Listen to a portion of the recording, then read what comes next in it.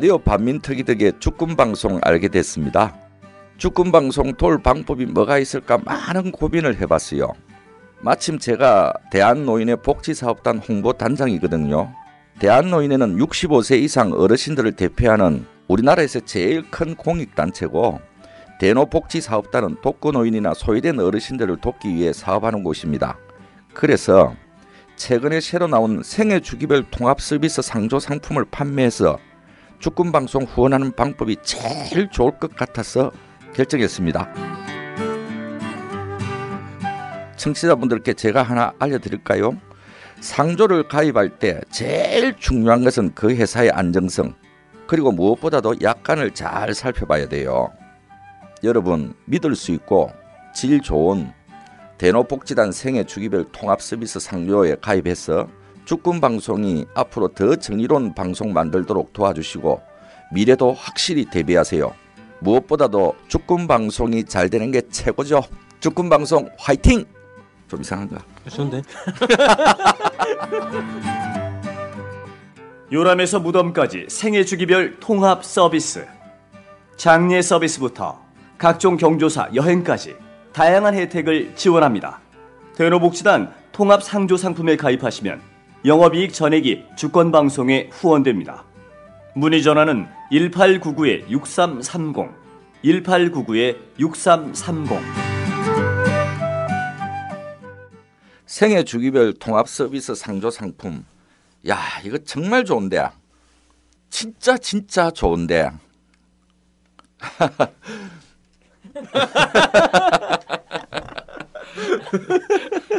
아니 진짜 좋은 거야.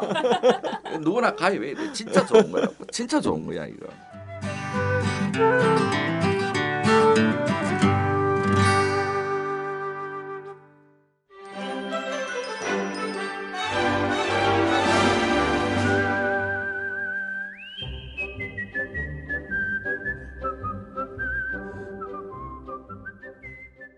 올바른 역사를 세우기 위해 출발한 라디오 반민특위가 햇수로 3년을 맞았습니다.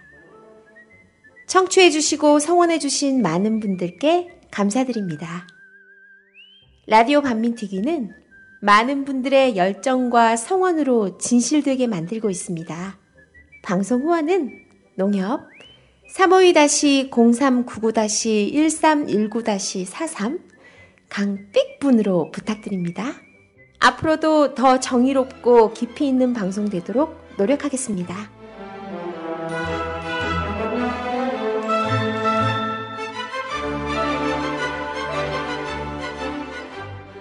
이 개념 있는 여자들의 센수다. 라디오 반민특위 2014 정의충만 선입니다. 안녕하세요, 진입니다. 네, 안녕하세요, 민주주의자 분입니다. 네, 제가 6.4 지방선거 승리로 강북구청장실에서 방송을 하고자 했으나 강북구청장 후보 중에 꼴찌를 기록하는 바람에 다시 이 허술한 주권방송 스튜디오에서 선전하셨어요. 왜 꼴찌라 그래요? 네. 저는 사실 어제 밤에 네. 카 퍼레이드를 할까 준비를 하고 있었어요. 아, 당선되면 남편이랑 카 퍼레이드를 해야겠다. 노원구에서. 온 동네에 또 소문 다 네, 내셨죠? 그랬는데 일단은 문제는 저희가 이제 썬루프가 없고 제 차에 경차다 보니 일단. 썬루프가 없고 그래서 못하겠구나. 어떻게 해야 되지? 그런 고민을 하고 있었죠. 예, 그래가지고. 근데 또 카퍼레이드 하면 사람들이 딱히 못 알아볼 수 있어. 포스터에 나온 그 사람 아니잖아 막 이러면서. 저 진짜 포스터 왜 뽀샵 안 했는데 왜 다른 사람은 그런 얘기 안 하는데 유독 선님만 그렇게 자꾸 저를 음해하시는지 모르겠네요.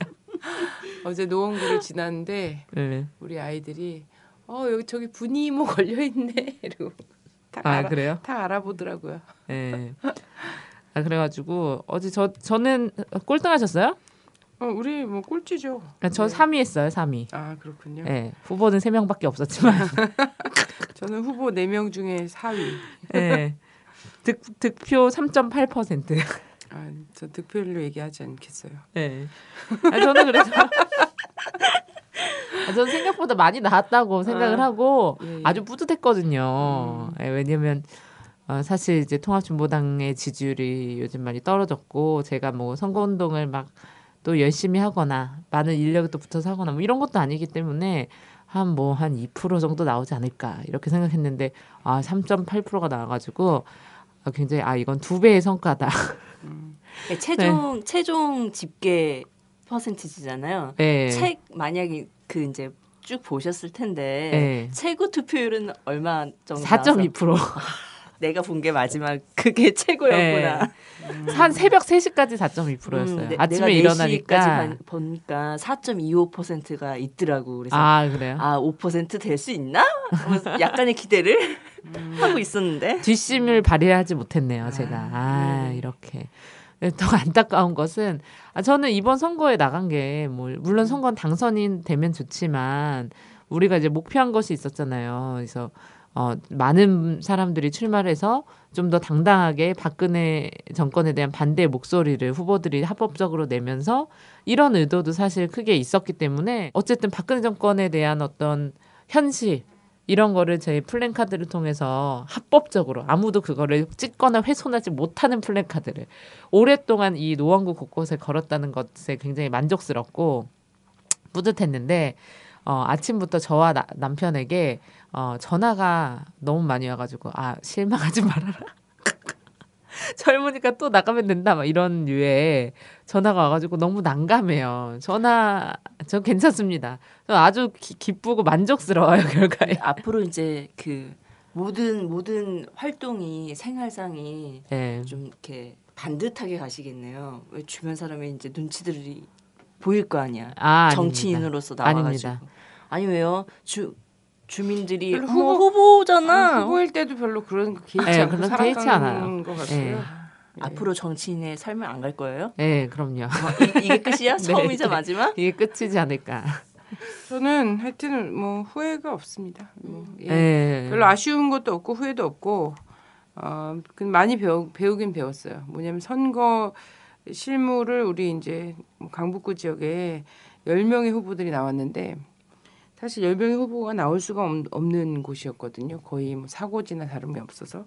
선거 실무들을 다 자기가 개인적으로 사무장도 하고 선본장도 하고 선거 운동원도 됐다가 운전도 자기가 하고 다니고 플랜까지 다 자기가 걸고 다니고 공보물 수만 장을 직접 밤새고 세고 막 이런 짓을 다 하느라고 사실 주민들 만날 수 있는 선거 운동원도 없었고 자기가 만날 시간도 없었고 그리고 또 아침에 일어나서 또 출근하고 퇴근해서 선거운동하고 이랬거든요. 그랬기 직장인들이 때문에 많이 출마를 했죠. 근데 그래서 그럼에도 불구하고 나는 그래서 내용 너무 충실하게 잘 담았고 세월호 참사 얘기 많이 했고 그리고 부정한 정권에 대한 얘기를 많이 했고 한이 없다고 생각하고 다만 모든 후보들이 나는 야당의 후보들이라면 그런 각오로 나왔을 거라 생각했는데 다 이상촌의 환상에 빠져 있는 것 같더라고요. 아니 나라가 막 침몰하고 애들이 막 죽어가는데 우리 집 그 5층짜리 건물 7층으로 높이는 게 무슨 큰일이라고 그걸 공약이라고 들고 나오고 자기 집 앞길 앞마당 그게 뭐라고 세월호 이 말 한마디를 못하고 그러고 다니지 진짜 이해가 안 돼서 난 정말 그냥 제가 확인한 건 이거예요. 정말 한심한 수준의 사람들이 한국 사회에서는 기초의회부터 국회까지를 장악하고 있구나. 그래서 나는 운동 과정에서 본 한심한 사람들이 다 당선권 안에 들어가는 거 있잖아요. 그리고 우리 후보들 그 헌신성과 이런 거 갖고 나온 100만 원 들고선 선거운동 하겠다고 뛰쳐나온 사람들이 다 2% 3% 받는 거 보면서 가슴이 아팠어요. 벽이 참 높다 이런 생각도 했고요. 그렇지만 계속 도전하려고. 2% 3% 적은 게 아니에요. 준비시키고 있습니다. 네, 적은 게 아니라고 생각합니다. 저는.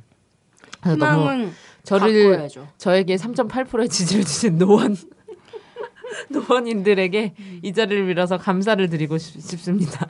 그러니까 대체적으로 사람들이 선거를 생각하면 돈이 있어야 된다라는 게 기본이 있고 뭔가 이렇게 좀 있잖아요. 기본 우리가 봐왔던 거 운동원들도 되게 많아야 되고 옷도 맞춰 입어야 되고 그러니까 정말 평범한 사람들이 좀 이건 내가 나가서 한번 해보자라고 말은 과 생각은 해도 실질적 행동을 옮기기가 되게 어려웠었던 게 기간의 사정이었었는데 네. 올해 그런 선거 풍토를 바꿔내 보자 이런 것들로 출발을 한 몫이 있었던 거잖아요. 저는 이렇게 많이 바뀔 것 같아요. 우리가 먼저 이제 100만 원 선거 하겠다, 돈 안 쓴 선거 하겠다 했지만 뒤이어서 이제 우리 박원순 시장이 사무선거 이런 거 들고 나오면서 선거운동을 돈을 안 쓰고 물론 우리보다 많이 썼겠지만 했잖아요.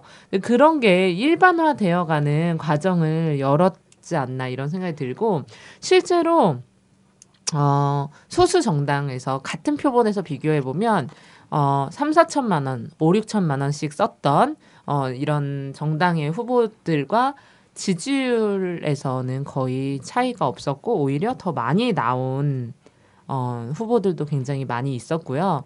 뭐 여러분들 아시겠지만 뭐 이색 후보라고 해서 뭐 이제 무소속으로 나와서 진짜 유세차 많이 들리고 지역 유지여서 이러셨던 분들도 사실 1, 2% 넘기가 사실 쉽지 않은 게 선거인데 그래도 100만 원 선거 들고 나오신 분들이 거의 이제 3에서 5%의 지지율을 받았다는 거 그리고 다 직장인, 평범한 엄마들 이런 사람들이에게 그래도 정말 시민들이 깨어있는 시민들이 기대를 걸어줬다는 거잖아요. 왜냐하면 지금은 또 진보적인 시민들이라고 해서 다 그분들을 찍는 게 아니라 박근혜가 너무 싫고 새누리당이 너무 싫기 때문에 나는 민주당을 어쩔 수 없이 전략적으로 지지한다라는 진보적인 시민분들이 많아요. 근데 그 와중에도 나는 이런 희망에게 투표하겠다라고 했던 사람들이 3%가 넘게 있었던 거라고 저는 생각을 해서 너무 감사드리고 예, 그런 생각이 있어요. 그러니까 제가 이제 어느 시의원 후보를 도와줬어요. 근데 시의원의 그 기본 예산 쓸 수 있는 예산이 4,500만 원이더라고 한도가. 거의 작네.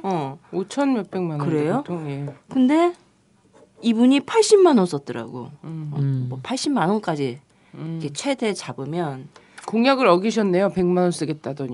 그러게. 80만 원밖에 안 20만 쓰고. 원이나 남았어. 공약을 이행하라고 하세요. 20만 원 근데 이제 라반지에게. 이분들이 어떻게 이제 다가갔냐면 정말 이렇게 천에 내가 이 요즘에 이제 좀 천들을 잘 꾸며놨잖아. 천들에서 이제 음악 정치를 하는 거지. 기타 하나 들고 가가지고. 개천. 천변 풍경에 할 때. 개천에 가서 진짜 기타 하나 들고 노래하고 그러면서 이제 자기 알리고 그 주민들의 불편한 사항들을 직접 듣고 메모하고 이러면서 선거운동을 하는 것들 보니까 주민들이 젊은 일꾼 일 잘하겠네 뭐 이러면서 유심히 보겠네 이런 이야기들 많이 듣고 이러면서 힘 받고 말도 안 되는 거죠. 그러더라고요. 시의원, 구의원 연봉이 그렇게 많다면 많지만 사실 이제 뭐 구의원이 한 3, 4천만 원 떼고 시의원이 한 6천만 원 정도인데 선거를 하는데 사실 보통 구의원이 한 4천, 시의원이 5천 정도 쓰거든요. 1년 연봉을 다 쓴다는 거예요. 이거 되게 비상식적이고 저도 이제 후보로서 갔는데 이제 공보물 이런 거를 다 갖다 줘야 되거든요. 동사무소에. 갈 때마다 동사무소 직원들도 저한테 물어보는 거 후보가 직접 왔냐. 뭐 이렇게 막 바리바리 제 차에 실어가지고 가면 날르는 인부 안 될 거 아니야.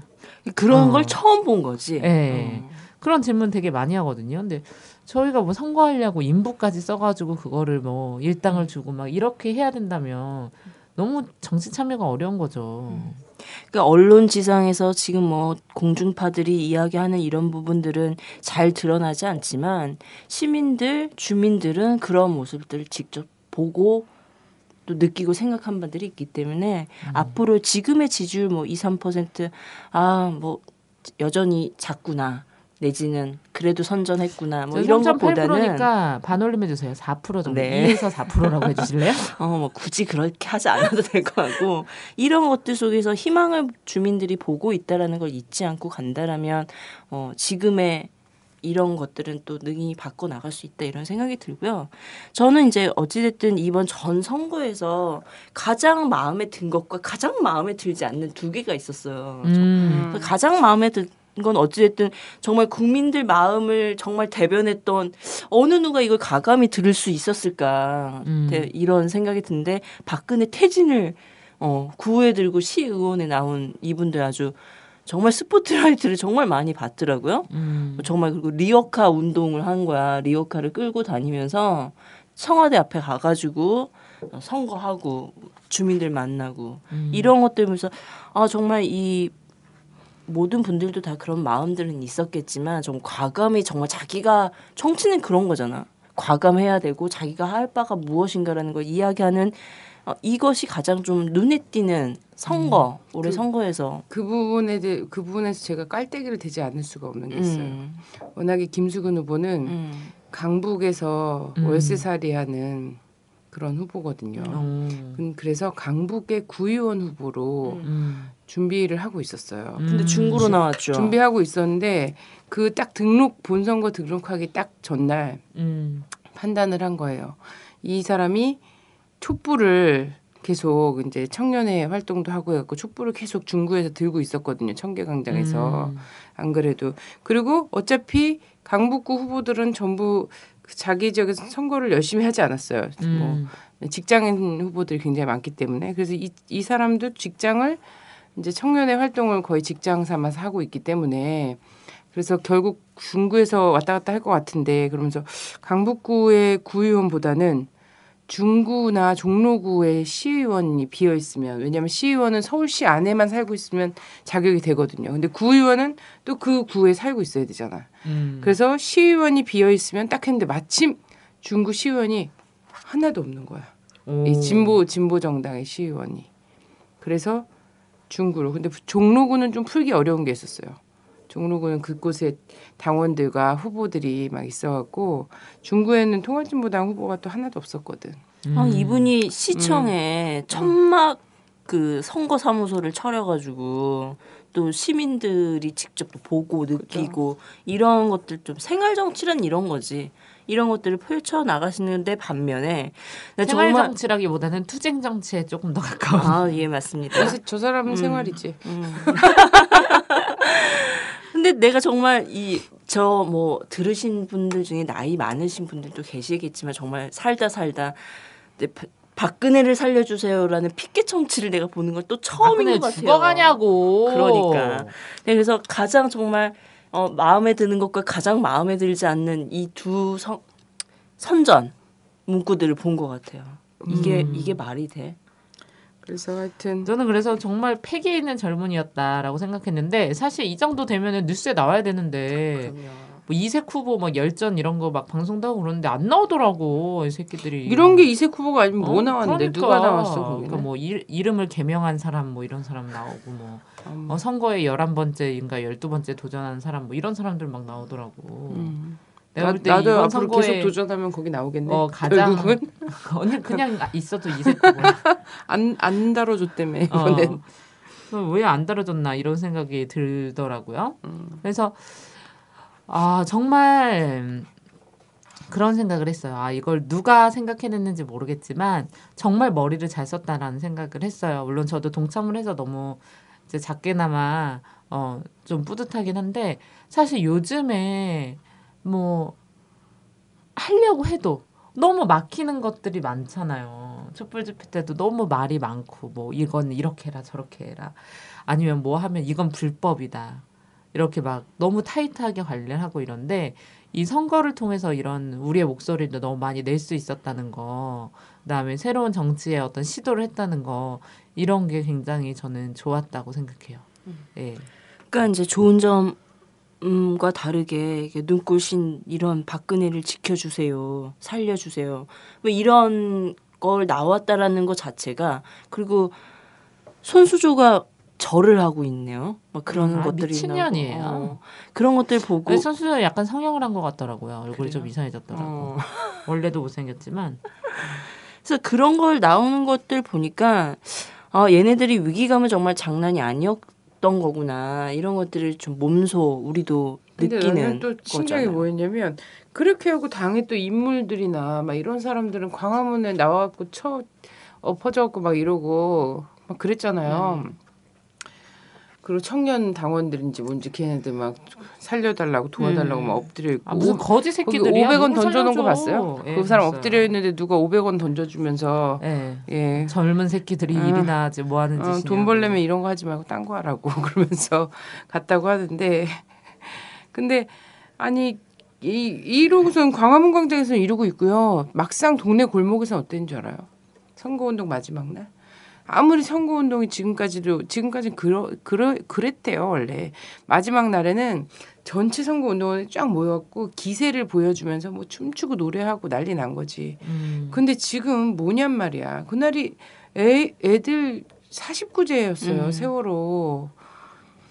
사실 애들 정확하게 49제인지 뭔지 계산할 수도 없어. 언제 애들이 그지 유명을 달리는지도 모르잖아요. 근데 어쨌든 전 국민적인 상 중에 얘네들은 지네 지도부가 와갖고 엎어지고 막 눈물을 짜내고 별짓을 다 하면 뭐해. 그 트럭 들고 와갖고 트럭이 흔들리도록 뽕짝을 틀어놓고 춤을 추는 거예요. 사거리에서. 나는 앰프 끌고 와갖고 얘기하는데 사거리 세 방향에 다 누구니? 새누리요? 새누리. 둘이 헷갈려 죽겠어. 그래서 새누리가 3개 다 세워놓고 거기서 계속 뽕짝을 틀고 아줌마도 춤추고 거기다 동물 탈까지 쓰고서 막 난리 난 거야 완전히. 자기 가족들 다 나와갖고 막 화이팅하고 서로 막 하트 이루고서 하트 날리고 있잖아. 서로의 차에다 대고. 그리고 거기서 우리는 혼자 서갖고 막 앰프 락을 쓰고 있는 거지. 저러면 안 됩니다. 막 이러면서 정치가 이래서야 되겠습니까? 막 이러고. 근데 걔네들의 그 빵빵한 앰프 속에서 절규하면서 목이 이렇게 쉬고 이렇게 되는 거죠.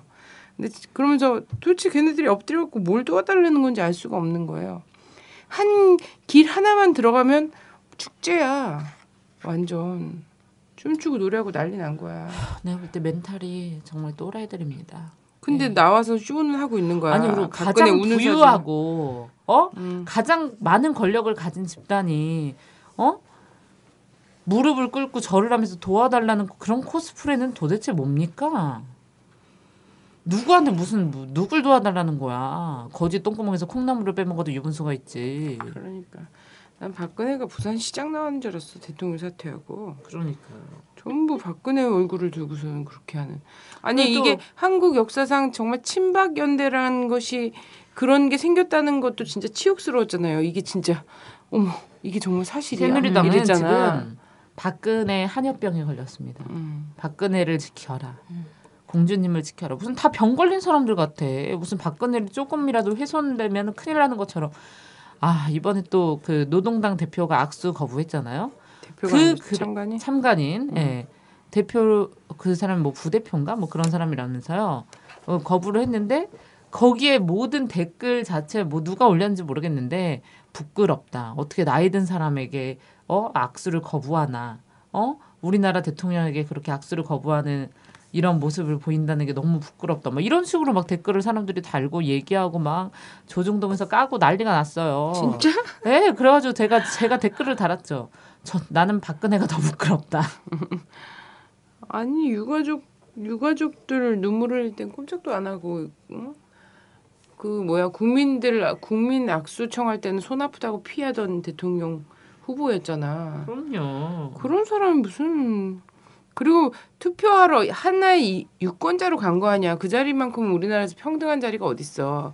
부정선거 때문에 망가지긴 했지만 그 순간만큼 1인 1표에 딱 평등한 그 권리를 갖고선 그 자리에 가는 거잖아. 자기는 뭐라고 왜 참관인한테 악수를 청해. 그래도 되는 거야? 모든 자리에서 들어가면 악수 청하는 건가 원래? 대통령인 거지. 그러면 안 되지. 평등 그거 자체가 그런 행위 자체가 권위적인 거예요. 선거 운동이 돼. 나는 정당인으로서 명확한 사람이. 그러니까 그날 그 당 후보들이 정신머리 없이 막 어깨 띠두르고서는 투표하러 가고 그런 거야. 많은 국민들이 박근혜 정권을 살인 정권으로 규정하고 있는 이 마당에 악수 거부한 게 뭐 됐습니까? 나 같아도 악수 거부했을 것 같아요. 하고 싶겠어. 거기서 진짜 물병을 얻어맞지 않은 게 다행인 줄 알지. 그래서요 6.4 지방선거가 지금 끝났어요. 예, 끝나고 난 또 지방선거 개표 이렇게 오래 하는 것도 처음 봤네 또. 나 정말 피로를 언제 풀지 모르겠어요. 이놈의 나라 때문에. 그래서 이거에 대한 좀 평가를 좀 우리가 아직 정리되기는 좀 뭐하지만 좀 해야 되지 않을까 이런 생각이 들어요. 누군가는 정말 뭐 웃기도 뭐하고 울기도 뭐하고 좀 희한한 결과다. 참 우리 국민들은 어쩌면 이런 답안지를 늘 주시냐 이런 이런 얘기를 하기도 하는데 오묘한 좀 생각을 해봐야 될 것 같습니다. 일단 전요, 뭐 기사들은 대부분 언론들의 평가는 뭐 압도적 승자도 없었고 여야 모두 냉엄한 민심의 회초리를 맞은 것이다. 뭐 이런 얘기가 주되게 많이 있었어요 기사에서는. 네네. 그래서 근데 어쨌든 이 전반 과정에서 저는 잘 짚어야 되는 건 이런 부분이라고 생각합니다. 많은 사람들이 그래 우리는 미개한가 봐. 그래 국민은 딱 자기 수준의 지도자를 갖는다더니 그런 것 같아. 막 이러면서 있잖아요. 왜냐하면 이번 산이 너무 컸잖아. 300명이 학살된 복판에 있는 선거였거든. 그러면 학살 주범이라고 생각되는 사람들은 심판을 면할 길이 없는 거야. 근데 이게 명백한 심판으로 나오지 않은 것 같은 거지. 그러니까 사람들이 멘붕이 또 온 거야. 그래서 이게 또 이렇게 되면은 사람들이 허탈해서 어떡하나 막 이런 걸 막 생각하기도 했었거든요. 근데 이걸 좀 잘 봐야 한다. 왜냐면 이 지방선거, 6.4 지방선거는 사실 이 박근혜 정권 심판과 참신한 새정치에 대한 열망을 그 선거 기간 내내 보여줬어요. 네. 이걸 가장 뚜렷하게 보여준 게 아까 얘기했던 얘네들의 그 머리끝부터 발끝까지 전신 성형하겠다는 읍소한 거 있잖아요. 자기들이 머리끝부터 발끝까지 바꾸겠다는. 그래서 국민들이 머리나 바꾸라고. 진작 좀 쳐바꾸지. 그래서 머리나 바꿔라. 너 발끝까지는 됐고 니네 머리나 갈아치워라 이런 얘기를 막 했는데 하여튼 이러면서 읍소를 하는 이런 모습 있잖아요. 이거 자체가 뭐냐면 냉엄한 심판 그리고 새정치에 대한 열망을 이들이 감지했다는 거예요.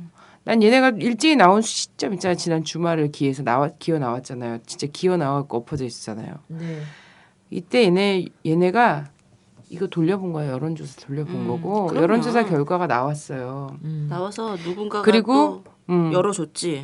그리고 여기서 얘네가 걸고 나온 지역이 있어. 부산, 대구, 서울이야.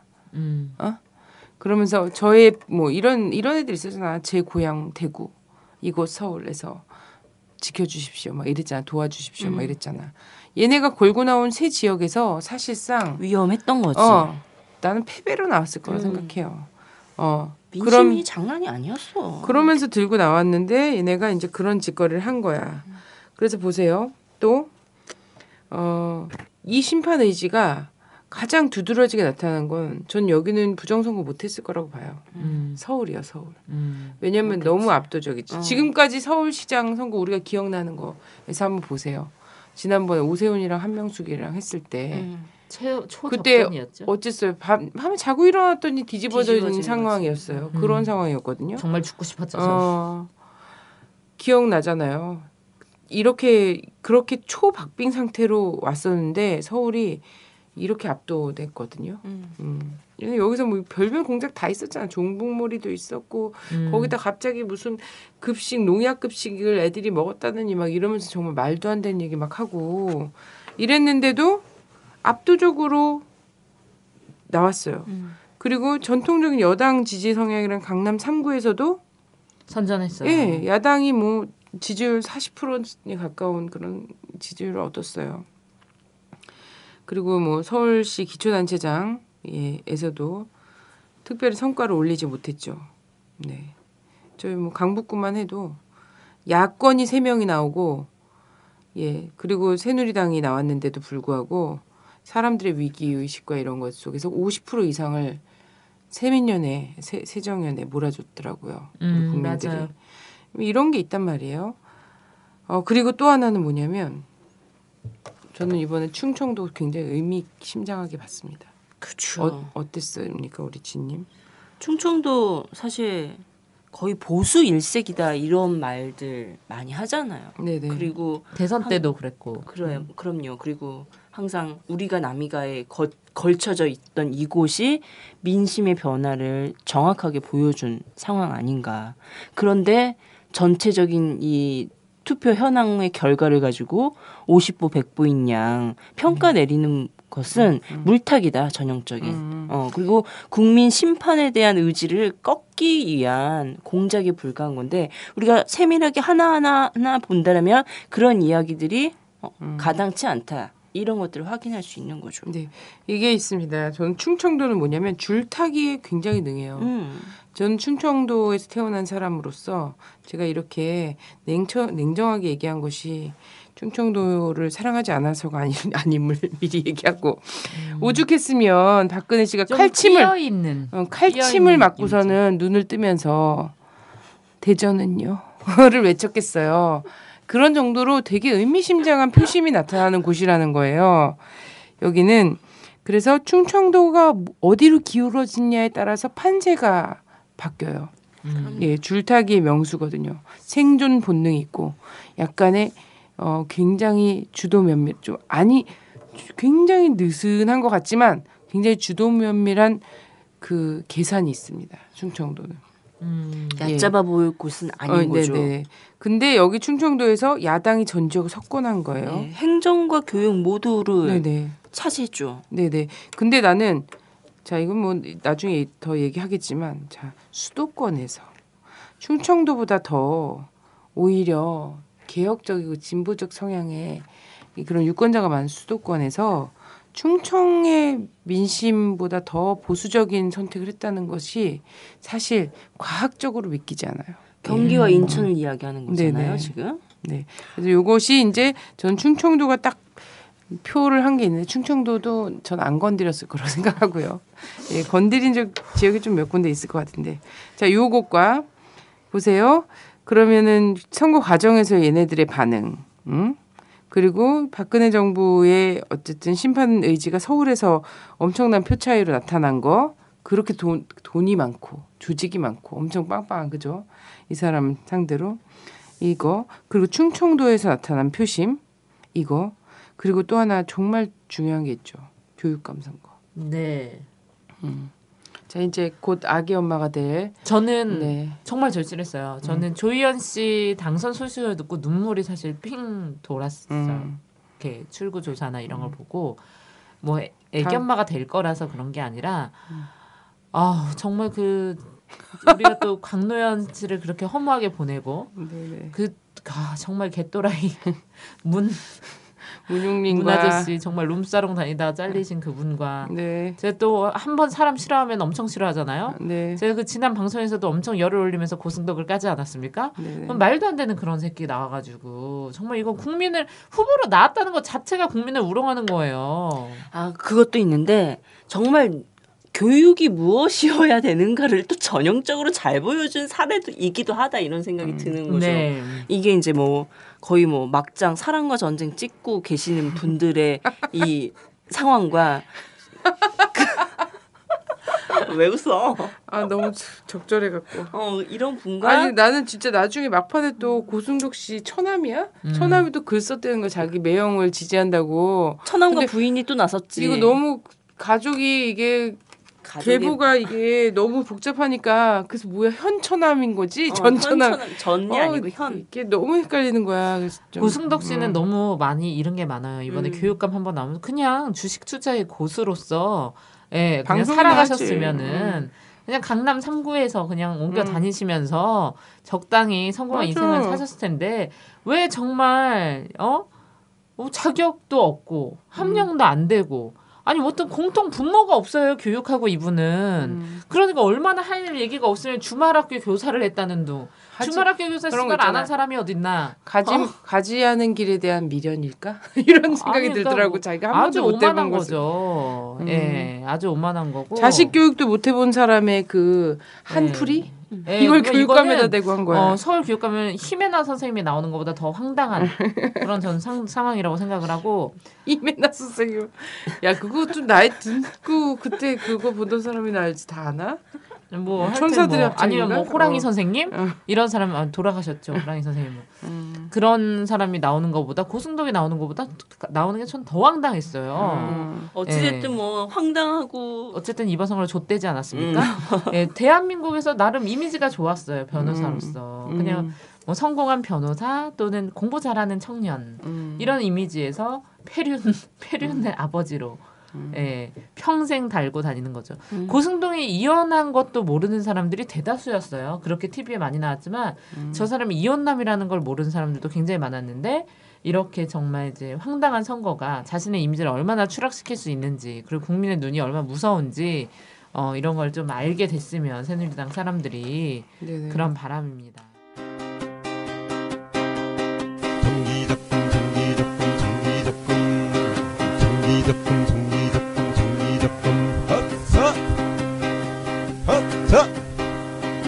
이 아버지 뭐하시노 댓글 달고 계십니다. 일베에서 우유에서 보내드림 DC에서 애국자 되셨구나. 나란 일 하시는구나.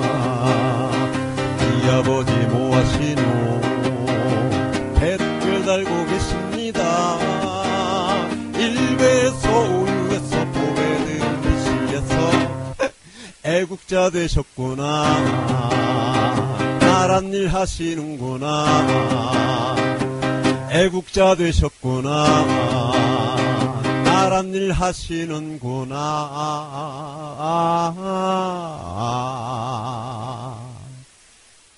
자신의 그 약점과 이런 것들은 국정원만 잡고 있는 것은 아니라는 것을 좀 생활 꼼꼼히 돌아보시면서 그래야 될 것 같습니다. 전 그래서 이번에 이 교육감 선거에서 드러났던 또 국민의 표심이 있는 거잖아요. 네.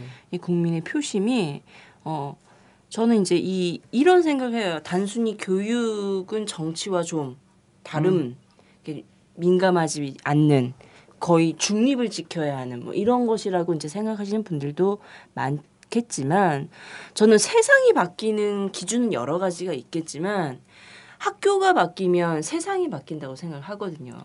학교가 바뀌면 가정이 바뀌어요. 왜냐하면 학교에서 배우는 아이들의 눈높이와 변화상들을 가정이 뒷받침해주지 않으면 안 되거든요. 네. 이거와 학교가 변하는 것은 학교의 모든 행정과 관련된 사회 제도의 시스템의 문제거든요. 이것이 변화할 수밖에 없는 상황이거든요. 네, 그러니까 학교가 바뀌면 세상이 바뀌는 그 척도가 바로 이제 교육감의 문제라고 생각을 하거든요. 그럼요. 교육은 100년째 되겠니까. 그런 데서 정말 어떠한 교육감이어야 되는가의 상도 나는 이번에 보여줬다. 어떠한 상이 교육감의 모습이어야 하는가도 국민들한테 좀 제대로 된 각인을 시켜준 거 아닌가 이런 생각이 그리고 사실 진보 교육감들 당선되신 분들 보면 인지도 면에서 높으신 분들이 사실 거의 없었어요. 조희연 후보도 이제 초기 지지율이 10%대였으니까 굉장히 소수 지지율이었고 고승덕이나 문용린에 비하면 인지도는 거의 10분의 1도 되지 않았다고 저는 생각을 하거든요. 근데 뭐 누구는 어부지리다 뭐 이렇게 얘기를 하고 있는데 어부지리로 이렇게 표를 받지 않습니다. 그렇죠. 네. 어부지리로 이렇게 표를 받는 후보는 없고요. 예, 사람들이 이제 좀 실체를 알아가고 그리고 문용린 씨나 고승덕 씨는 굉장히 좀 이런 얘기하면 죄송하지만 조희연 씨에 비해서 공보물이라든가 현수막이라든가 이런 데 돈도 되게 많이 들였고 사실 굉장히 세련된 이런 플랜카드나 이런 게 굉장히 많이 등장했고 쉽게 많이 볼 수 있었어요. 물량 그럼요. 면에서도 굉장히 압도적이었거든요. 그럼요. 그리고 현역 그 교육감으로서 얼마나 많은 그 밭을 닦아 놓으셨어요. 문용린 씨가 지난 1년 동안 2억의 돈을 먹는 데만 쓰셨대잖아요. 네, 맛집 탐방하시는데 근데 그 혼자 먹었겠어 2억 원어치를? 그거를 다 자기 나름대로 사람 사업한다고. 탐욕스러운 늙은이에요. 그 나이에 교육감 그 비로 2억 원어치나 처먹고 돌아다니고. 저는 매일 뭐 문영희 씨는 이제 책을 쓰시면 될 것 같아요. 네네. 서울 교육감 맛집 탐방 뭐 이런 거. 내가 가본 맛집. 이런 오늘은 거. 즐겨보자 뭐 이런 거. 근데 도대체 어떻게 누구랑 뭘 먹었길래 1년에 2억을 먹는 데 쓰는 거예요? 식신로드에 고정으로 출연하시면 될 것 같아요. 그래서 두 분 다 종편에서 출연하시고요. 고승덕 같은 경우는 사랑과 전쟁의 전문 변호사라든가 네, 그렇죠. 이런 걸로 하면 되겠고 문용린 씨 같은 경우는 그 식신로드 뭐 그런 데로 좀 다니시면 될 것 같고요. 그렇게 하면서 깔아놓은 표가 얼마나 많겠어요, 그죠? 그럼요. 예. 근데 그런 걸로 안 된 거예요. 왜냐하면 국민들은 저는 참 신기하더라고. 국민들은 자기 자식의 공부에만큼은 있잖아요.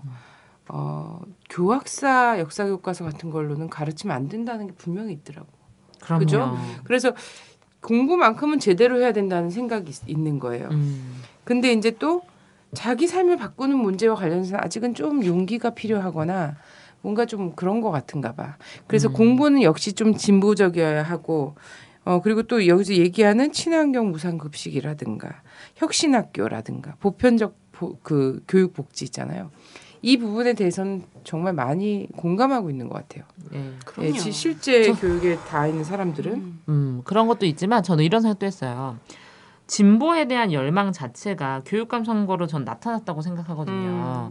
그러니까 뭐냐면 이건 가정이지만 저 이런 생각을 했거든요. 만약에 통합진보당이 분당하지 않았다면 기간에 부정선거에 대한 논란이나 아니면 뭐 이석기의 내라는 뭐 사건이나 이런 사건이 없이 그냥 통합진보당으로 왔다면 이번에 얼마나 많은 진보당의 당선이 많이 됐을까 이런 생각을 했는데 저는 굉장히 어마어마하게 당선이 됐을 거라고 생각을 하거든요. 근데 이런 부분에서 굉장히 우리 좀 당했다 이런 생각이 드는 거예요. 그게 딱 이거 있죠. 이 교육감 선거 같은 경우에는 서울 같은 경우 약간 특이하게 이렇게 됐지만 대체로는 진용이 좀 갖춰져서 그죠? 네.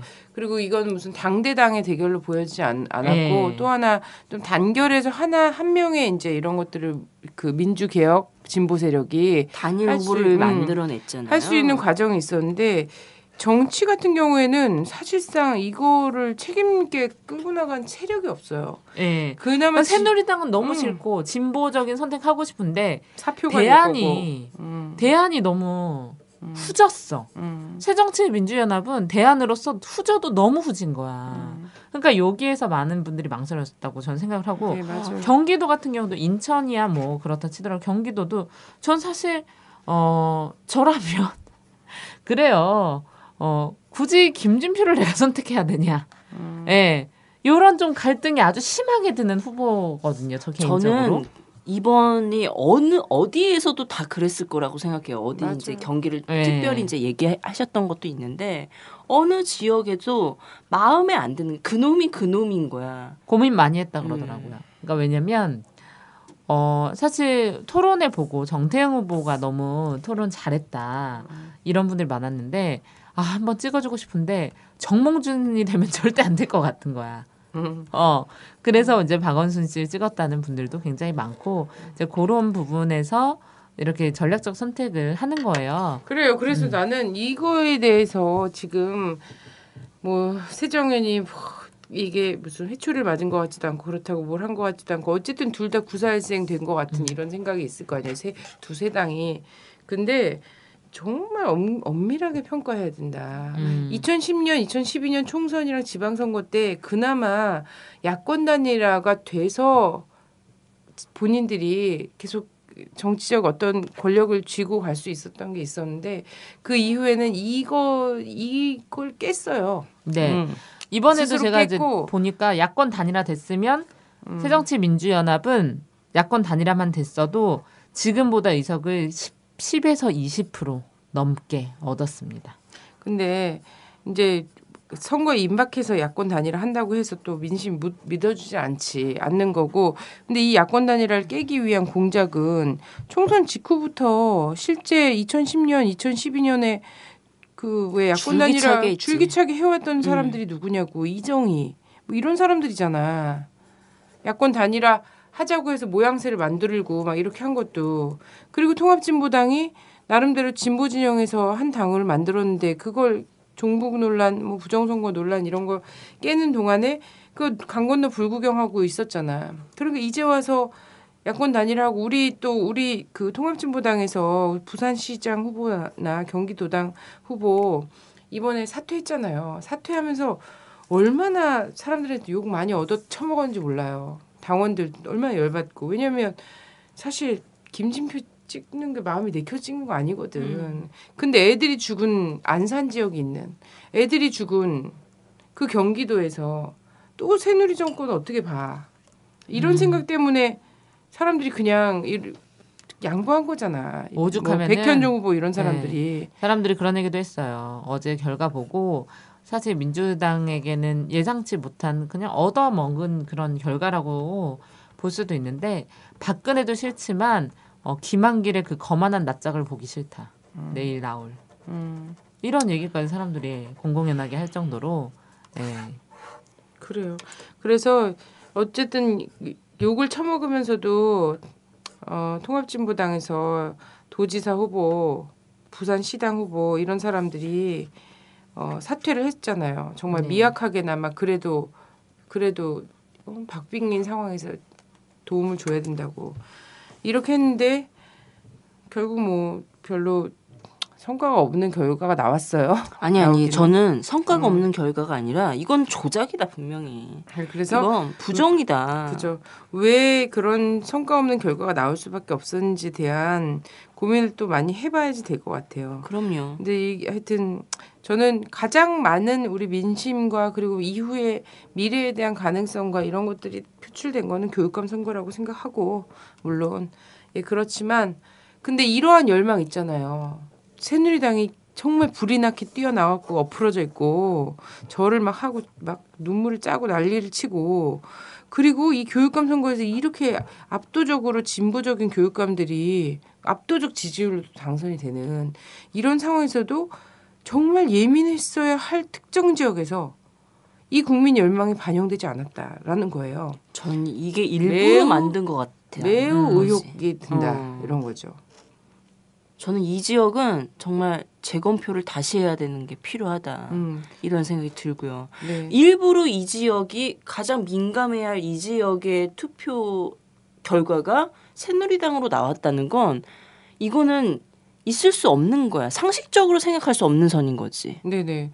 그래서 사실상 지방선거는 그렇거든요. 박근혜보다 잘한 대통령도요. 대부분이죠. 박근혜보다 잘한 대통령도 지방선거에서는 정권 심판론에 피해갈 수가 없어요. 그것이 그래서 정말 멍청한 거대 야당의 국회의원들이 막 이런 얘기 했었어요. 작년에. 좀만 기다려. 내년에 지방선거 때 되면 판 바뀌어. 이러면서 기다리고. 왜냐하면 이거는 그냥 공식이야. 정권에서 있잖아요. 한 번 지고 한 번 이기고 한 번 지고 한 번 이기고 이거 사람들은 우리 국민들이 계속 견제를 하게 해주는 이런 게 있거든요. 근데 이렇게 못한 정권에서 거기다 사람을 이렇게 죽인 정권에서 여당 참패 징크스 있잖아요. 이걸 깼다, 뭐. 지방선거 여당 참패 징크스가 깨진 거야. 이런 걸 또 여론에서 만들고 있지. 그러면서 이걸로 막 지금 뭐 보수 언론들은 와 지방선거 여당 참패 징크스 깨져. 딱 이런데 서로가 견제론을 할 수 있도록 국민이 만들어줘. 뭐 이런 식으로 나오는 거지. 저 혁명한 국민들 이런데 저는 여기서 그래서 관권 부정선거 의혹을 어차피 뭐 태생부터 이 의혹을 지고 가고 있잖아요. 계속 갈 수밖에 없는 상황이긴 한데요. 자 그래서 저는 부산이나 이런 데랑 또 조금 다르게요. 네. 여기 먼저 봐야 될 것 같아요. 경기도, 인천광역시. 사실은 인천은 진짜 될 줄 알았거든요. 왜냐하면 송영길 씨 어떤 네임밸류나 그러니까 민주당 새정치민주연합 의원 중에서 이렇게 어떤 지금의 이미지나 인지도 면에서는 박원순 시장 거의 다음으로 좋다라고 생각을 했거든요. 저는. 네. 근데 뭐 기대보다 못했다고는 하는데요. 아무리 그래도 안행부 장관 이 직전까지 안행부 장관이었잖아요. 유정복 씨가. 응? 근데 여기서 굳이 이 사람이 있잖아요. 지금 세월호 참사에 직격탄을 맞아야 되는 사람이거든요. 네. 근데 이 사람이 송영길보다 계속 여론조사에서 계속 밑이었고요. 근데 이겼다는 거야. 이게 좀 이상한 이런 거잖아. 일은 굉장히 말이 안 되는 거거든요. 오히려 세월호 예. 참사에 대한 책임을 져야 되는 사람이거든. 그렇지 않습니까? 그렇죠. 그리고 이 인천이나 이런 데서도 또 워낙에 있잖아요. 청해진 해운이나 세모 워낙 밀접해 있었는데 냄새가 나나.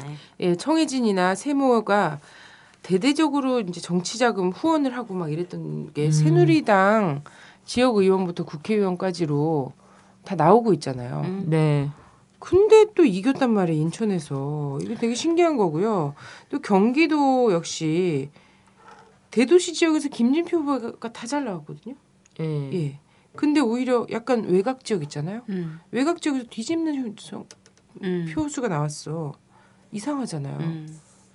대도시에서 압도했는데 썩은 냄새가 너무나. 그리고 경기 보세요. 4만 몇천 표 차이로 표 차이가 갈렸는데 그것도 소도시 중심으로. 네. 근데 무효표가 15만 표에 달해요. 14만 9,653표. 네, 맞아요. 15만 표에 달해. 그러면 이거 무효표를 많이 만든 거야. 까지 다 봐야 되는 상황이라는 거예요. 그리고 경기도가 아무리 그래도 안산에서 아이들이 몇백 명이 죽었는데 안산에 경기도의 아이들이 죽었는데 경기도민들이 그렇게 민감하지 않다고 얘기할 수 없지. 민감할 아니, 수밖에 없는 지역이야. 그래, 그런데 이런 결과가 나오는 건 냉혈하냐? 말이 안 되는 거지. 상식이 안 통하는 뭔가가 있다라는 거지. 여기에는. 네네. 그리고 부산에서도 이제 부산 같은 경우도 계속 박빙이었잖아요. 박빙이고 이제 진보당 후보가 또 여기서 전격적 사퇴를 했단 말이야. 왜냐면 부산에서 정권 교체가 좀 중요하니까 그 사람이 너무 좋아서가 아니라. 그럼요. 근데 그리고 반대로 뒤집어 보면 부산이랑 경기에서 당선이 됐으면 새누리는 너무 잃을 게 많아요. 그럼요. 네. 지금 요 딱 세 지역이 사실 굉장히 나는 궁금한데 요 세 지역에 나는 집중돼 있을 거라고 생각해요. 표 차이가 너무 많이 나거나 아니면 이래도 그만 저래도 그만인 그런 데는 손을 안 썼을 수 있고요. 근데 부산 같은 경우에는 보면 부산에서도 특별히 사하구 같은 경우 있잖아요. 네. 사하구 같은 경우에는 사실 야당 표가 많이 나오는 곳이에요. 네. 그리고 네. 진보당도 그렇지만 그 세정연 쪽도 사하구 쪽은 굉장히 해봄직한 늘 그런 곳이지 않습니까? 근데 사하구만 집계 상황이 가장 늦게 나온 거예요. 5시간이 지연이 됐어. 그리고 굉장히 많은 이제 기초단체장, 광역 기초의원 개표 상황이 자정 넘게 등록이 되지 않는 이런 상황 있잖아요. 아니 지방선거가 뭐라고 대선이 얼마나 일찍 결판나는 줄 알죠? 네. 대선 얼마나 초반에 밤 9시도 되기 전에 확정 이렇게 나왔어요. 근데 지방선거 겨우 몇만 표 갖고선 지금 몇천 표 이렇게 갖고서는 구의원 되고 막 이런 게 밤 12시 넘어서까지 기다렸다니까 계속 000표야. 개표가 계속 지연되고 있는 거지. 굉장히 신기해요. 저는 그리고 만약에 부산 경기가 당선되면 이게 또 야권연대 완벽한 야권연대는 아니었지만 통합진보당의 어떤 존재감이 올라갈 수밖에 없는 결과가 되는 거잖아요. 그렇죠. 이게 얼마나 싫었겠습니까? 그래요. 그런 게 싫기도 했겠는데 어쨌든 통합진보당도 정말 고심 속에서 부산과 경기에서 한 거거든요. 그러면 그랬다라고 한다면 누구나 다 새누리당이 나와서 부산 때문에 엎어져 온 것도 그렇고 진보당이 부산에서 사퇴를 한 것도 그렇고 몇 표나 갖고 있다고 사퇴를 한 것도 그렇고 당을 막론하고 정말 지금 예민한 상황이었다라는 거예요. 박빙에. 근데 이 결과를 완전 뒤집은 거지. 이해할 수가 없어. 그 사람들이 다 그럼 박근혜 사진에 그냥 다 뿅 같다는 거야? 응? 말도 안 되는 거지. 그리고 부산이요. 되게 부산 시민들이 서울 시민들만큼이나 의식이 굉장히 높아요. 정치적 그럼요. 의식이. 우리가 맨날 네. 이런 거 할 때마다 부산 막 이런 쪽에서 계속 항쟁이 있고 노동자들 투쟁이 있고 이랬던 게 다 이유가 있는데 자랑스러운 전통도 있잖아. 부마항쟁. 그래서 항상 독재를 무너뜨린 건 우리였어. 이런 긍지와 자부심을 가지고 있는 곳이라는 거죠. 그래서 그 긍지와 자부심을 잘 알고 있기 때문에 그거를 훼손해야만 하는 거라는 생각이 듭니다. 근데 또 몇 가지 이제 굉장히 웃기는 골 때리는 거 있었잖아요. 나는 왜 대선 투표용지는 왜 나온 거야? 투표하면서 이해가 돼? 아니 그것도 이해가 안 되지만 제주에서 달서구청장 투표용지가 나온 것도 이상한 거지. 너무 그거는 난 그게 더 이상하더라. 제주는 완전 제주는 자체 제작하지 않았을까요? 이거는 정말 이상한 일이 벌어진 거야. 그래서 누가 표를 흔들었나? 그리고 심지어는 어디서? 이중 투표가 나왔어요. 그러게. 네, 사전 선거랑 이렇게 해가지고 그래서 그건 이제 선관위에서 고소 고발까지 이제 이어진 상황이라고 하는데 이거는 좀 논란이 있다. 그리고 전 사전 투표를 했다는 것도 그때도 이상했지만 지금도 이상하다고 생각을 하는 게 뭐냐면 아니 왜 사전 투표를 했지? 걔네가? 아니 그러니까 그렇게? 사전 투표를 그렇게까지 투표 시간 연장도 안 해주는 새끼들이? 선거율을 높여야 된다고 해서 사람들이 뭐라 그랬어? 만 18세부터 투표하게 하자. 어? 선거 시간 8시까지로 하자. 그리고 법정으로 꼭 쉬게 하자. 이런 걸 그렇게 얘기를 했는데도 그거를 그렇게 안 들어먹더니 갑자기 사전투표제를 전면적으로 한 것도 정말 웃기는 거야. 그리고 그거 제일 먼저 광고한 게 새누리당 사람들이었죠. 나오자마자. 그리고 막 전부 이름 알리겠다고 정말 개나 소나 생각 없이 그거 다 내걸 때 진짜 너무 애가 타더라. 그렇게 말려대도 진보도 말 어쨌든 진짜 안 들어. 6월 4일 선거에 대해서 이 부정 의혹이 쉽게 가라앉지 않을 것 같아요. 여러 가지 그래요. 면에서. 어쨌든 아니 우리가 투표를 할 때 있잖아요. 투표함을 맨 처음에 할 때 투표함이 빈 걸 서로 확인하고 하거든요. 거기 참관인이 확인을 하고 봉인을 한 다음에 그 다음에 투표를 하기 시작해요. 근데 지금 어이없게 대선 박근혜한테 찍은 대선표가 나왔다는 거잖아. 그리고 뭐 투개표 지금 개표 상황에 있어서도 지금 싸움이 일어나고 장난 아니었었잖아요. 그럼요. 그리고 그 분류기 있잖아요. 분류기가 멈춰갖고 저희 강북구 저희 덕성여대에서 그 개표했거든요. 강북구도 아예 기계 하나를 또 바꿨어요. 중간에 다 멈춰지고 왜냐면 기계가 계속 튀어갖고 이거를 잘 분류를 못하는 거야.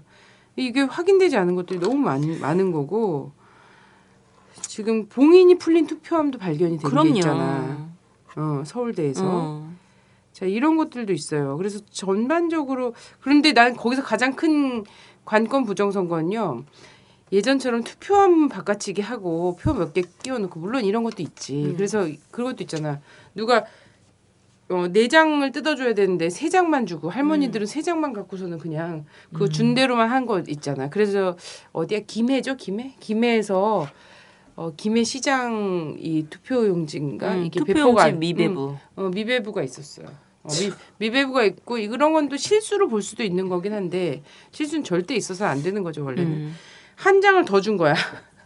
그러면 이제 이런 경우에 서울시장 투표용지를 한 장을 더 줘. 그러면은 2번 찍는 거잖아 자기는. 2번 찍을 수 있는 거잖아. 너무 어이없는 거죠. 근데 그러면 그 다음부터 번호가 다 밀려. 그러면 이 표들을 다 어떻게 할 거야? 번호가 결국은 나중에 안 맞게 되는 거예요. 하나씩 딱딱 맞아야 되는 건데 이런 경우까지도 있었고요. 근데 이런 거는 뭐 그렇다고 칩시다. 그 예전처럼 부정선거 자체를 표를 그냥 막 대거 바꿔치기 한다거나 이런 거보다 국정원이 발동해서 댓글 쓰고 막 이런 걸로 했었잖아요. 여론 조작으로. 저는 이번에 되게 심각한 여론 조작으로 의심되는 것은 KBS예요. 그럼 KBS에서 그 분명히 여론 이거 뭡니까 이거 출구 조사 결과 발표하지 못하게 돼 있는데 공영방송 이 출구 조사 사전 유출이 됐지 않습니까? 그래서 쇼를 벌이고 있지. 그럼 지금 뭐 조사를 해달라고 KBS가 앞장서서 무슨 일이 일어났는지 하는데 내가 보기에는 사전 선거 운동 한 거야. 이거는 출구조사 사전에 유출해서 보수 지지표 이 결집효과 있잖아요. 저는 신관건 부정선거는 이런 방식이라고 생각해요. 여론을 조작하는 거예요. 본인들이 할 수 있는 모든 권력과 기관을 동원해서. 여기서 KBS에서 출구조사 사전 유출이 됐는데 이게 무려 1시간 반 동안이나 오픈돼 있었다면서요. 그럼 그걸 보고서 그게 떠돌아다니고 일종의 이거 아니래도요. 관에서 다 알아서 카톡으로 돌리잖아요. 그러니까 위기라고 엎어져서 눈물 짜고 콧물 짜고 한 거잖아. 이런 거예요. 자 그렇습니다. 그래서 이런 것들에 대한 전반적인 지금 부정선거 관련한 조사가 전 돼야 된다고 생각하고요. 특히나 이 지역 얘기했습니다. 경기, 인천 부산. 이 세 곳은 반드시 재검표 해야 됩니다. 재검표가 있어야 합니다. 무효표까지 최소한의 이것을 다시 하는 것이 사실 얘네가 그 조직적으로 기술적으로 부정선거를 상정한 이상은 부정선거 막을 길이 없어요. 네, 이거는 선거를 어떻게 뒤집을 수가 없습니다. 그나마 지금 확인할 수 있는 것은 무효표까지 포함한 재검표 이거밖에 없는 것 같고요. 근데 전반 그래서 요 세 지역을 논외로 치고 국민은 6.4 지방선거에서 박근혜 정부를 명확하게 심판했어요. 예, 충청도 민심 또 심판했습니다. 자랑스럽습니다. 하여튼 근데 이것이 기성 정치권이 구태 그리고 부정선거 충분히 있을 수 있는 있었다고 예측되는 이런 부정선거 있잖아요. 관권 부정선거 이런 걸로 온전히 다 표출되는데 한계가 있었다. 예, 이렇게 좀 정리를 할 수 있을 것 같고요. 근데 여기서 박근혜 정부가 사인을 잘 좀 봐야 된다. 우리 국민이 뭐 어떤 사인을 보내고 있는가. 이거를 승리라고 착각해서 계속 그 지금까지 해왔던 뻔뻔한 독재의 길 있잖아요. 이런 것들을 계속하고 세월호를 이쯤에서 묻으려고 하고 선거로 세월호에서 자기가 구원됐다 이렇게 생각하고 또 이제 월드컵도 있겠다 막 이러면서 이거를 유야무야 하고선 가려고 할 때는 이승만 짝이 드디어 나는 겁니다. 저는 근데 이미 그런 태도는 보여주고 있다. 국민의 심판을 겸허히 받아들이고 국가 개혁에 앞장서겠다. 국가 대개조에 힘쓰겠다. 이렇게 공언했어요. 길은 보였네요. 갈 길이 그들의 갈 길도 보였고 그러면 우리가 갈 길도 보이는 거죠. 저는요 이런 생각을 했어요. 박근혜를 우리가 박근혜 지금 우리 사회를 선거로만 변화시키는 게 한계가 있는 건 아닐까. 한계가 네, 있으니까. 저 그런 생각만. 저 되게 평화주의자고 민주주의자인데 이 민주주의라는 것 자체가에 대한 좀 저는 요즘에 심각한 갈등을 겪고 있어요.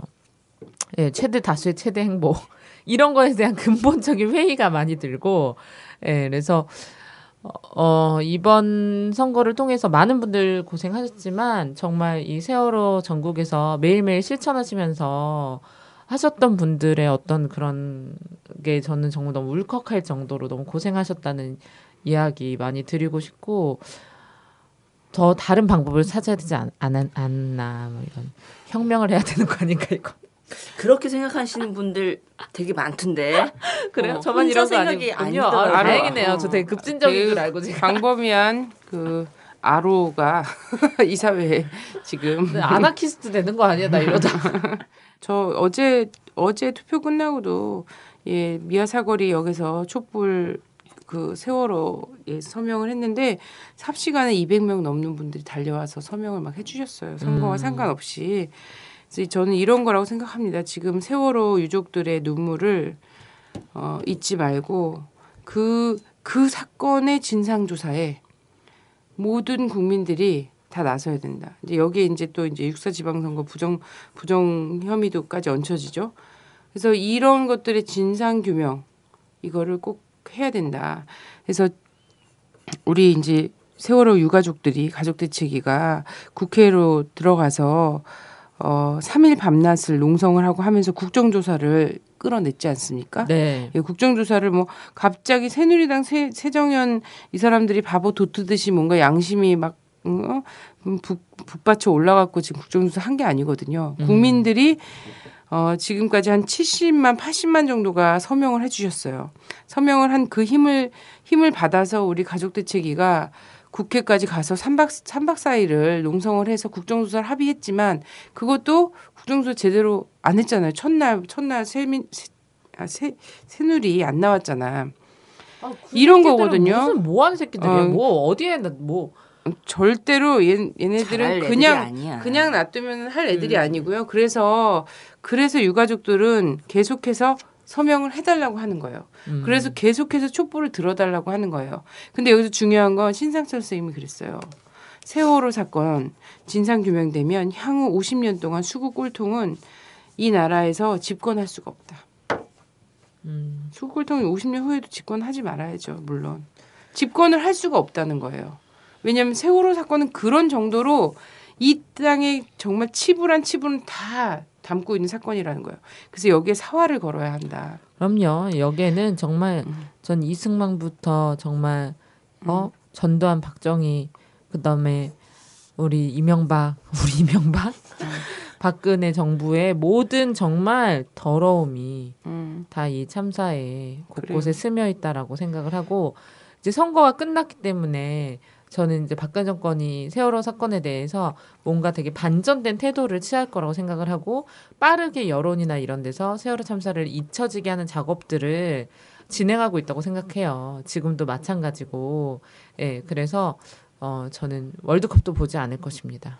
그래서 이 세월호 참사 진상규명과 관련해서 본인들이 할 수 있는 최소한의 일이라도 생각을 해서 꼭 실천을 했으면 좋겠어요. 그게 정말 종이 한 장 들고 나가서 집 앞에서 하는 1인 시위든 뭐든지 간에 꼭 해야 한다. 그리고 매주 있는 촛불을 잊지 말고 꼭 나와달라. 그리고 이것이 맞물리는 과정에서 부정선거도 심판되고 저는 결국은 투표로라는 제도로 특히나 한국 사회처럼 양당의 이 벽이 너무 높잖아요. 소수정당으로서 혹은 무소속으로서 뚫을 수가 없어요. 이 양당의 높은 벽 이걸 그냥 놔두면 일본처럼 되는 거거든요. 미국처럼 일본처럼 되는 거예요. 보수 양당이 나눠먹게 하면서 거기서 정말 도찐 개찐인 놈들이 서로의 부정을 덮어주면서 이렇게 되는 거 사회가 되는 건데 따루 씨가 말씀하셨죠. 핀란드 워낙 이제 좀 되게 진보적인 나라고 요즘 굉장히 모든 면에서 모범적으로 평가되는 나라잖아요. 한국의 진보는 핀란드 오면 다 보수다. 그랬더니 그럼 한국에서 보수인 새누리당은 어떠나요? 그런 정당은 없죠. 없는데요. 네, 그런 정당은 없죠. 그래서 이게 정말 특수한 경우예요. 이렇게 수골이 오랜 시간 집권하고 특혜를 받고 결국 그런 특혜가 우리의 아이들을 죽이는 걸 생중계로 지켜보면서 이 나라가 유지되고 있다라는 것 자체가 정말 기가 막힌 노릇이고요. 선거로 충분히 우리 국민들이 표출을 했다고 생각해요. 심판의 이 감정을. 근데 세계 지역에서는 이제 규명해야지 될 것이 분명히 있다라고 생각이 되고 그리고 이 심판은 결국은 거리에서 될 것이다. 우리 약속했잖아요. 잊지 않겠습니다. 행동하겠습니다. 네. 그래서 다 약속을 했기 때문에 그렇게 하면 될 것 같아요. 네, 그래서 그 거리에서 결국은 구의회도 세우고 국회도 세우고 거리에서 청와대도 세우는 것이 결국은 우리의 남은 과제다 이렇게 생각이 됩니다. 국민 여러분 수고하셨고요. 힘냅시다.